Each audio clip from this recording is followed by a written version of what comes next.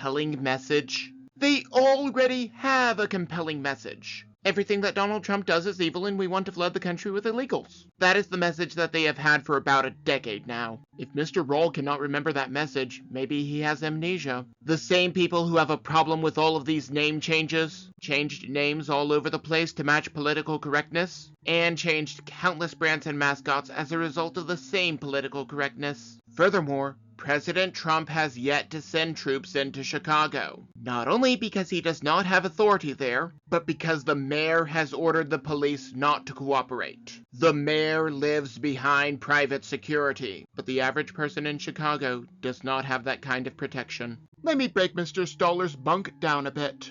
Well, that is why he had to fire the statistician. If she was inflating the numbers with illegals to make Biden look good, what would she do to make Trump look bad? Clever of Mr. Stoller to criticize something that no one is allowed to question. At least on the mainstream platforms. Well, President Trump offered the National Guard, the protesters were let in, and at least one person got a tour. Also, conveniently, none of them were arrested or charged until after President Trump was out of office. Mr. Stoller just loves his bunk. This cartoon is from the same party that cheers for the deaths of people with whom they disagree. You can only call someone a fascist or a Nazi for so long before one of their dissenters takes action. What is worse is that neither of those things are true about Charlie Kirk. Fascists do not want limited government, and Nazis do not want open debate. How about a compromise? You stop trying to encourage killings, then you stop cheering people who do kill, and we will agree to open and honest debate about the ideas. That sounds fair to me. Wow, this cartoon is just a humongous load of propaganda. The so-called extremist rhetoric of the conservative side consists of men are men, while women are women.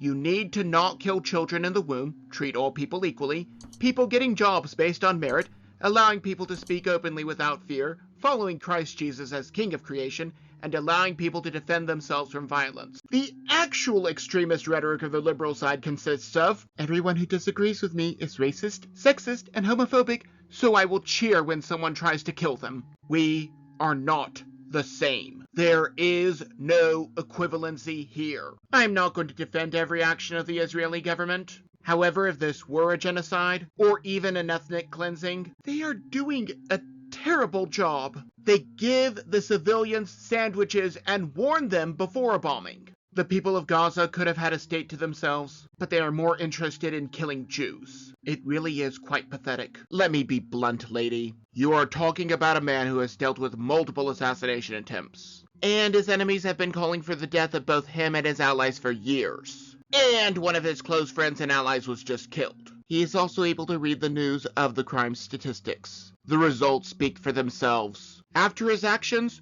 crime went down, and DC had its longest streak without a murder, 11 days. So I think President Trump knows what he is talking about. Okay, this cartoon is really dark, but also devoid of facts and logic. Democrats are the ones killing en masse, but the number of conservatives who do the same thing is severely lacking. Of the serious threats to politicians over the last 10 years, the vast majority who were threatened were conservatives. Did you ever wonder why stores board up their windows when Democrats are upset, but not when Republicans are upset? This is because Democrats are the party of riots, but Republicans are the party of vigils. Is President Trump calling for people to be injured or killed? Liberals have tried to kill him and nearly succeeded in Butler.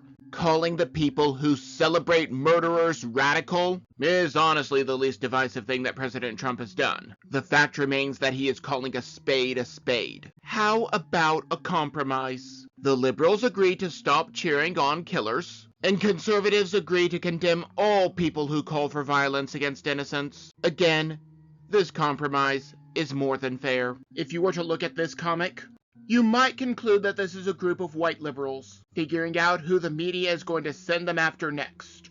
After all, the main color is even blue. However, this is what Mr. Danziger thinks Republicans do. We have most of the guns and know how to use them. If we were a problem, you would have already found out about it. Besides, we are not the ones burning down cities over imaginary racism. We are the ones who are holding vigils for someone who was assassinated.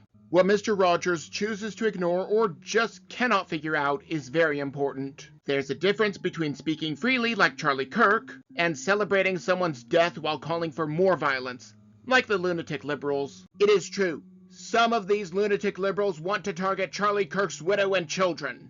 Besides, you honestly think that a doctor who cheers for someone else's death would give you good treatment?